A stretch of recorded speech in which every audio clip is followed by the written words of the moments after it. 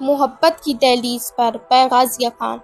अस्सलाम वालेकुम मेरे प्यारे रीडर्स, उम्मीद करती हूँ कि आप सब खैरियत से होंगे। आर्यन जैसे ही कमरे से बाहर निकलता है उसका फ़ोन बजता है। अरे यार, ये मेरा पीछा नहीं छोड़ेगी। आर्यन फ़ोन उठाता है। जी मिस तारा, क्यों फ़ोन किया आपने मुझे इतनी रात को? खैरियत? जी सर, मैंने तो आपकी खैरियत पूछने के लिए फ़ोन किया था। और ये कि आप पहुँच गए हैं? जी मिस, मैं पहुंच गया हूँ और आपको फिक्र करने की ज़रूरत नहीं है। अरे आर्यन सर, फिक्र तो मेरी बनती है ना, आखिर आपको सब पता है ना। वैसे वापस कब आना है आपने? आपके बगैर दिल नहीं लगता। जस्ट शट अप मिस, अपने अल्फाज पर गौर करें और आइंदा सोच समझ कर बोलिएगा कि आप किससे बात कर रही हैं, वरना आपको जॉब से फारिग करने में एक सेकंड नहीं लगाऊंगा। और आर्यन गुस्से से फ़ोन काट देता है। सुबह सब उठ चुके होते हैं और नाश्ता करने में मसरूफ होते हैं। ज़ियान ऑफिस जाने के लिए उठता है तो अमना बेगम कहती हैं, ज़ियान बेटा, आज तो ऑफिस की जान छोड़ दो और आज हमने शॉपिंग पर जाना है और 2 दिनों बाद तुम्हारा निकाह है। लेकिन मम्मा, काम भी ज़रूरी है। अहमद साहब कहते हैं, काम बाद में होते रहेंगे। देखा मामू, मुझे पता था, इसलिए मैं कॉलेज नहीं गई। जी उमाइमा बच्चे, हमें पता है आप कितनी समझदार हैं। और आप रात को ठीक से सोई नहीं हैं क्या?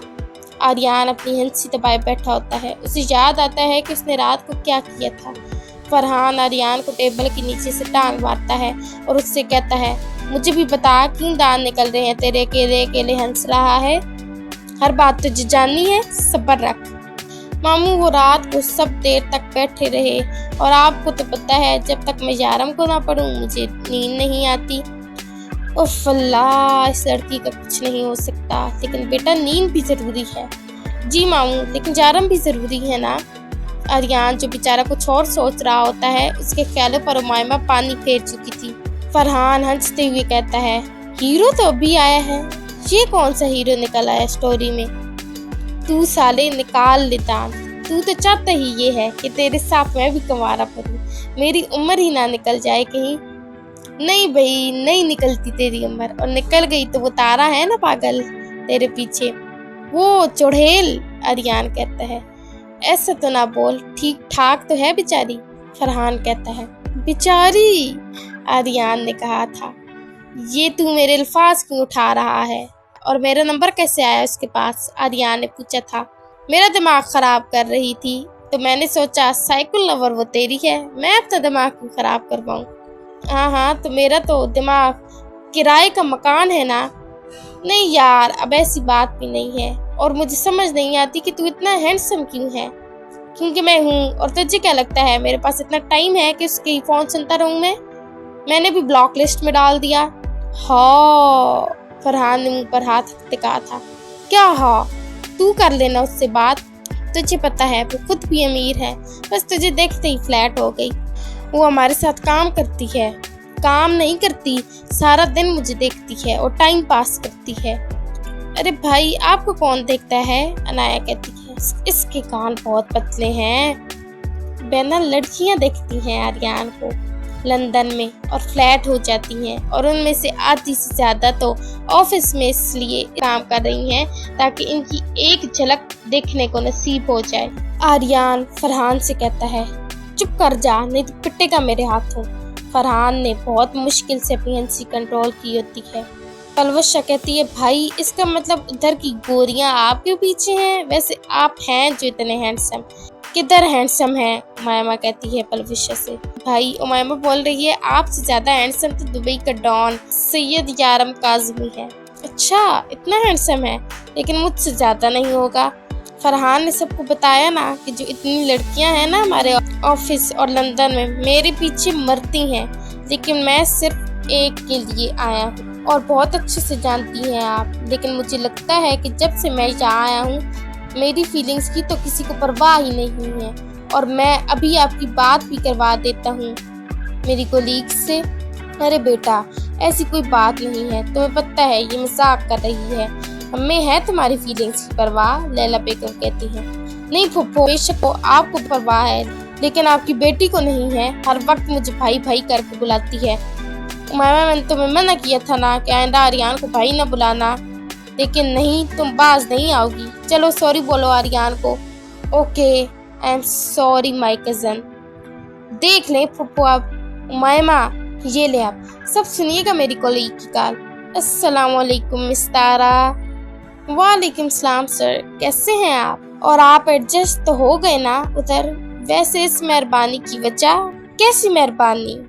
यही कि आज आपने मुझे कॉल की है, वरना हम तो आपकी आवाज़ सुनने को तरस ही गए थे। मिस तारा, मैंने ये सुनने के लिए फ़ोन नहीं किया था। मैंने इसलिए किया था कि आप अपना काम बाकायदा तौर पर कर रही हैं कि नहीं, वरना मैं आपको निकाल दूँ। माई जान, I am working so well. आप फरहान सर से मेरी रिपोर्ट ले सकते हैं। मैंने आपको कितनी दफ़ा बताया है कि अपनी लिमिट्स में रहा करें। आइंदा ऐसी बात करने के बारे में सोचा भी ना तो जान से जाएंगी। आर्यन गुस्से से कहता है। आए सर, आप पर तो जान भी कुर्बान। आर्यन गुस्से से फ़ोन कट कर देता है। ओह माय गॉड, कितनी बेशर्म लड़की है, राजान कहता है। हाँ ये तो है, लेकिन ऐसी लड़कियों को आप रखते क्यों हैं? डैड, ये मेरे प्यारे भाई फरहान की मेहरबानियाँ हैं हम पर। अंकल, बट उसकी स्किल्स बहुत अच्छी हैं और वो हमारे साथ जो लोग डील करते हैं उनमें से एक बिजनेसमैन की बेटी है। अच्छा, ये सब बातें छोड़ें, अब चलें भाई, अब हमारे गिफ्ट्स दें, फिर हमने शॉपिंग पर भी जाना है। अच्छा गुड़िया, चलो लाउंज में सब बैठे, लाता हूँ। मैं भी लाता हूँ आप सबके लिए गिफ्ट्स। फरहान बेटा, आपको क्या ज़रूरत थी लाने की? अहमद साहब कहते हैं। अंकल, मेरी भी तो फैमिली की तरह है ना आप। और आर्यन ने कभी मुझे अपनों की कमी का एहसास नहीं होने दिया। फरहान भाई, मेरे लिए भी लाए हैं आप? जी अनाया गुड़िया, लाया हूँ। याद है आपको, आपने आर्यन को फ़ोन पर धमकी दी थी, तो आपने सारी बातें सुन ली थी? जी, मुझे सब पता है। अच्छा, मैं अब गिफ्ट्स ले आऊँ?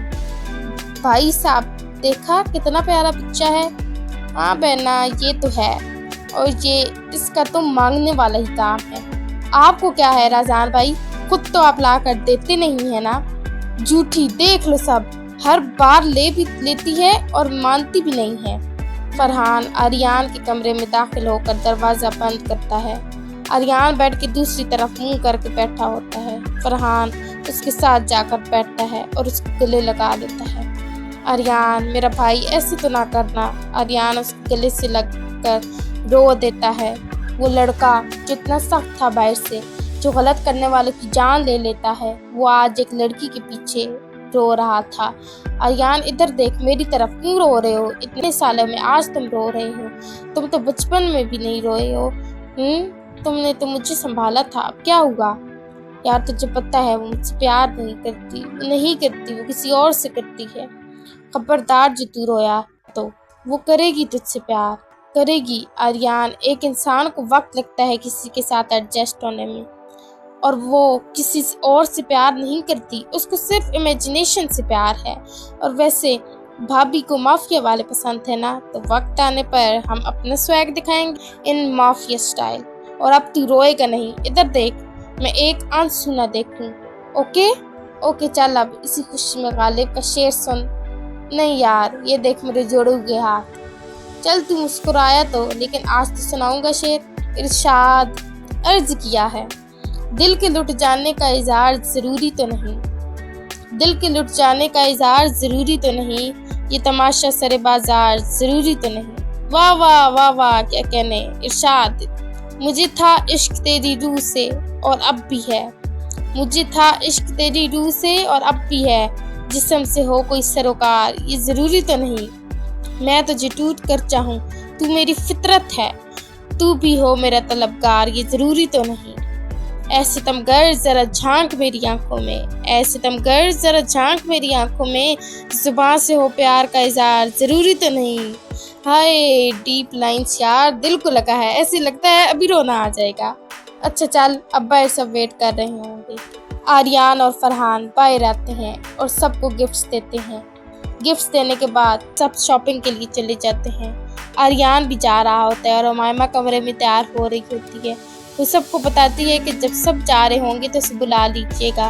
वो भी नीचे आती है अपने कमरे से और देखती है कि बेटी में कोई नहीं होता। उमायमा कहती है, लगता है मुझे सब छोड़कर चले गए हैं। इसी दौरान वो लैला बेगम को फ़ोन करती है। हेलो मम्मा, उमाइमा फोन क्यों कर रही हो? मम्मा आप सब शॉपिंग पर चले गए और मुझे छोड़ गए अकेले ही घर। क्या मतलब? मैंने समझा तुम दूसरी गाड़ी में हो। तुम तैयार होने में भी इतना वक्त लगाती हो ना। अच्छा अब रोना शुरू ना कर देना, मैं भी भिजवाती हूँ किसी को तुम्हें लेने। जी मम्मा, बाय। लैला बेगम राजान को फोन करती है। हेलो जी मम्मा। मम्मा के बच्चे, बहन को घर छोड़ आए हो? मम्मा किसको? उमाइमा को। और किसको? मम्मा मैंने समझा वो आपके साथ है। मेरे साथ नहीं थी, अब जाओ वापस लेने से।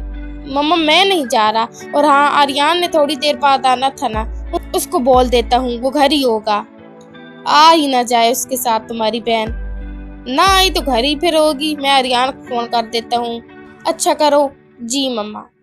आर्यन अपने कमरे से निकलने ही वाला होता है कि उसको राजान का फोन आता है। ये मेरा होने वाला साला मुझे क्यों फोन कर रहा है? आर्यन फोन उठाता है। हेलो जी साले साहब, क्यों फोन किया? जी होने वाले जीजा साहब, आपकी होने वाली चपकीली, मेरा मतलब बीवी घर रह गई हैं। उन्होंने शॉपिंग पर जाना था साथ, तो आपके लिए सुनहरी मौका है। शुक्रिया साले साहब आपका बताने के लिए। कोई तो अच्छा काम किया आपने। क्या मतलब कोई तो अच्छा काम किया? और देखते हैं आपके साथ आती है या नहीं, क्योंकि है तो वो फिर यारम काज़मी की डाई हार्ट फैन। जब भी मूड अच्छा हो कोई मनहूस सी बात करना साले। देखे जीजा जी, ये साला साला ना करे, मेरा नाम भी है। अब होने वाला साला है तो साला ही बुलाऊंगा ना। और अब फोन रख, तेरी बहन को भी देखना है। जी जीजा जी भर कर देखिएगा, लेकिन शादी के बाद। अभी ले आए तो मेहरबानी होगी। अब तुम लोगों की तरह तो नहीं आऊंगा ना। अपनी स्वीट हार्ट को लंबरगिनी पर लेकर आऊंगा। एटीट्यूड भी किसी चीज का नाम है ना। वो कब लिया आपने जीजा जी? अभी आई थोड़ी देर पहले। एक राउंड वापस पर मैं भी लगाऊंगा। अपनी लो साले, ये मैंने अपनी होने वाली मिसेस के लिए ली है। साला हूँ आपका होने वाला। हाँ तो देख लें। अब अपने बच्चे को देखूंगा, तेरी शक्ल नहीं पसंद मुझे। हाँ तो आपकी बड़ी प्यारी है ना। साले अब रख फोन, वरना तेरी बहन फिर से यारम के सपनों में न चली जाए, वरना उसके सर पर पानी डालकर होश में लाना पड़ेगा। वो फोन काट देता है। बड़ा ही कोई डॉन जीजा है। एपिसोड अच्छी लगे तो रिव्यू देना मत भूलिएगा। दुआओं में याद रखें, खुश रहें और हंसते मुस्कुराते रहें। अल्लाह हाफिज़।